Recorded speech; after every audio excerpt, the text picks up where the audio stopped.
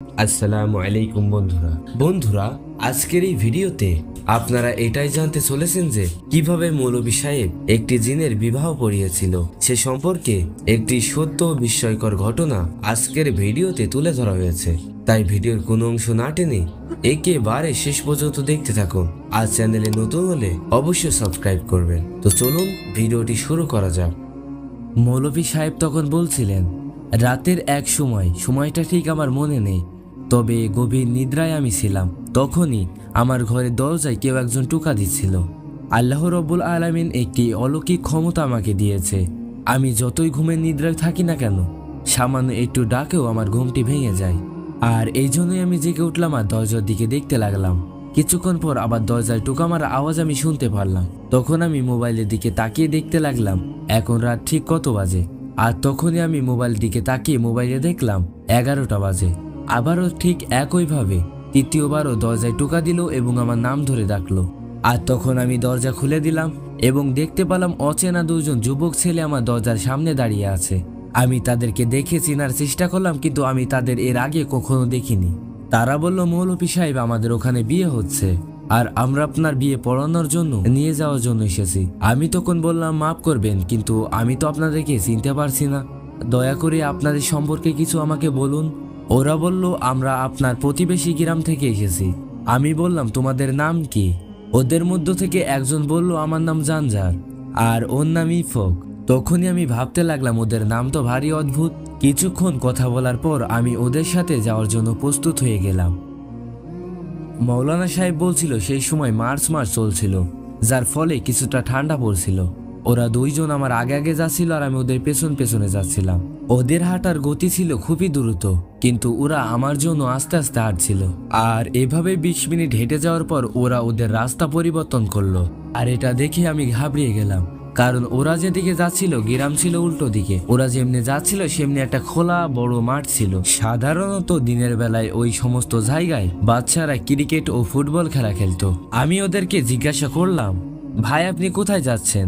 গ্রাম তো ওই দিকে, আর এদিকে তো শুধু ফাঁকা মাঠ। ওরা জবাব দিল, আসলে গ্রামে অত বড় জায়গা ছিল না তো, তার কারণে মাঠের ভিতরে খোলা জায়গাতে আমরা জায়গা করে নিয়েছি। তাই আমি নীরবে ওদের পিছু পিছু হাঁটতে লাগলাম। ওরা বারবার খেয়াল করে দেখছিল যে আমি ওদের সাথে যাচ্ছি কিনা। তাই যেতে যেতে আমি ওদের কাছে আবারও জিজ্ঞাসা করলাম, শোনো ভাই, তোমাদের ওখানে সত্যি বিয়ে হচ্ছে তো? ওরা বলল, জি হ্যাঁ। তাই আমি ওদের কাছে আবার জিজ্ঞাসা করলাম, ভাই, তাহলে সবকিছু এমন নীরব কেন? কোথাও কোনো আওয়াজ হচ্ছে না কেন? কেননা আমি একদম ওদের মাঠের কাছে পৌঁছে গিয়েছিলাম, কিন্তু সেখানে শুনশান ছিল, কোনো আওয়াজই ছিল না। তারপর ওরা বলল, প্রস্তুতি নেওয়াই আছে, বিয়ের পর সবকিছুই শুরু হয়ে যাবে। এরপর ওরা আবারও চলতে লাগলো।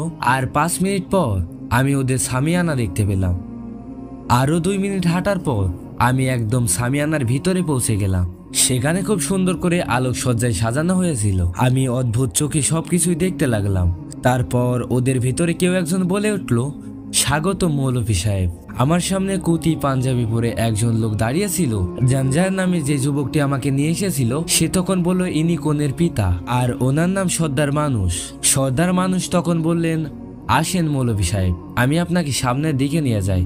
সে আগে আগে যেতে লাগলো আর আমি তার পিছনে পিছনে যেতে লাগলাম। কিছুক্ষণ সামনে যাওয়ার পর ওই লোকটি আমাকে ইশারা করে বলল, ইনি হলেন কনের পিতা আর ওনার নাম শরমুখ সাহেব। আমি একটু হেসে উসমান সাহেবের দিকে হাত বাড়িয়ে দিলাম আর সে আমার সাথে হ্যান্ডশেক করলো। আমি লক্ষ্য করলাম যে ওনার হাতটি অতিরিক্ত গরম ছিল, কিন্তু আমি এটাই খুব একটা পাত্তা দিলাম না। আর আমি একটা কথা ভেবে অতিরিক্ত টেনশনে ছিলাম যে ওই সামিয়ানার ভেতরে গ্রামের কোনো মানুষকে আমি দেখতে পাচ্ছিলাম না। তাছাড়া সবকিছু যেন কেমন অদ্ভুত ছিল। এরপর আমি কনের পিতাকে জিজ্ঞাসা করলাম, কি ব্যাপার, এখানে তো কোনো গ্রামের মানুষকে দেখতে পাচ্ছি না, সব গেল কোথায়? তখন সে লোক বলল, আপনি সামান্য এত ছোট বিষয় নিয়ে এত চিন্তিত আছেন? এরপর তিনি একা ছেলেকে ডাকলো এবং তার সাথে কিছু বলল। এরপর সে লোকটি চলে গেল এবং তার সাথে বেশ কিছু গ্রামের লোককেও আসতে দেখলাম। নজর সাহেব, যার গ্রামে একটি মুদির দোকান ছিল, এবং আহমদ সাহেব, সেদিল সাহেব, ওলাম আলী এবং শাহিদ আলী। ওনাদের সবাইকে দেখে আমি একটু স্বস্তির নিঃশ্বাস ফেললাম। আমি নজর সাহেবকে বললাম, আপনার দোকান এখন কেমন চলছে? সে একটু অবাক হয়ে বলল, দোকান ভালোই চলছে। এরপর আমি গ্রামের অন্যান্য লোকেদের সাথে কথা বললাম।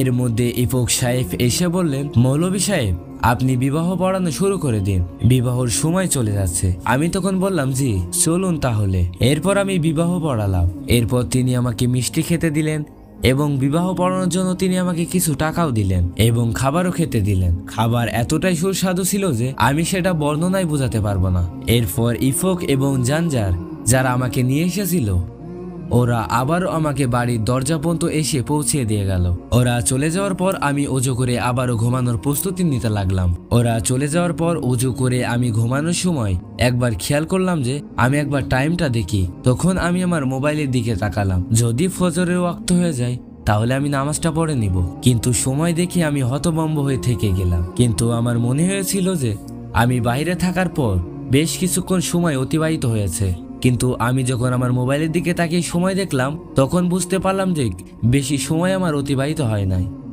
সকালবেলা আমি ওই গ্রামে যে ওই লোকেদের সাথে কথা বললাম যাদের সাথে আমি রাতে বিয়েতে কথা বলেছিলাম। যখন আমি তাদের রাতের ঘটনা সম্পর্কে জানালাম তখন তারা বলল, আমরা তো রাতে কোনো বিয়েতে যাইনি এবং কারোর সাথে কথাও বলিনি। এ কথা শুনে আমি অতিরিক্ত ভয় পেয়ে গেলাম। এরপর আমি বাড়ি ফিরে আসলাম। যখন আমি ঘরে এসে মিষ্টি এবং টাকা দেখতে পেলাম তখন আমি বুঝতে পারলাম যে এটা আমার ভ্রম ছিল না। পরবর্তীতে আমি জানতে পেলাম এই বিয়েটা আসলে মানুষের নয়, জিনের ছিল, আর আমি এক জিনের বিবাহ পড়িয়েছিলাম। আর যখনই ওই বিবাহের কথা আমার মনে পড়ে যায় এখনো পর্যন্ত আমার শরীরের লোম দাঁড়িয়ে যায়। কিন্তু আমি আল্লাহ তাআলার কাছে শুকরিয়া আদায় করি যে ওরা নেক এবং মুসলিম জিন ছিল, ওরা আমাদের কোনো ধরনের ক্ষতি করেনি।